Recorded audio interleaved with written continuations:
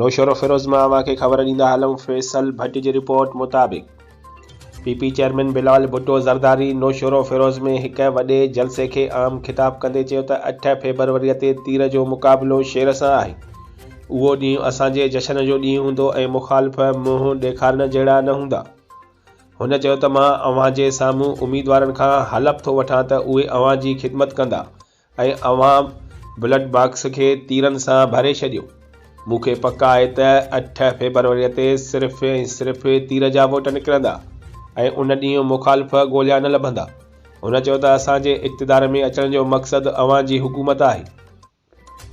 अव्हां मुंहिंजे नुमाइंदनि खे वोट कंदा त आउं उन्हनि जे वोट ते वज़ीर आज़म थींदुसि, जंहिंखां पोइ मुल्क मां बुख ऐं बेरोज़गारीअ जो ख़ात्मो ईंदो। बिलावल भुट्टो ज़रदारी चयो त आउं जेको मंशूर ॾेई चुको आहियां उन ते अमल थींदो। असां अवाम जी ख़िदमत करणु चाहियूं था ऐं तारीख़ गवाह आहे त जॾहिं बि हीउ वज़ीर आज़म थियो आहे त मुल्क ऐं सिंध जो नुक़सानु थियो आहे। शींहुं अवाम जी रत चूसे थो। मुक़ाबिलो शींहं ऐं तीर जो आहे। ॿ पार्टियूं पाण में मुक़ाबिलो करे रहियूं आहिनि। असां ॿियनि जमायतुनि खे बि दावत ॾियूं था त अचो गॾिजी हिन जो मुक़ाबिलो करियूं। हुन चयो त जेकॾहिं मूंखे वज़ीर आज़म बणायो वियो त 10 निकाती प्रोग्राम ते अमल कराईंदुसि।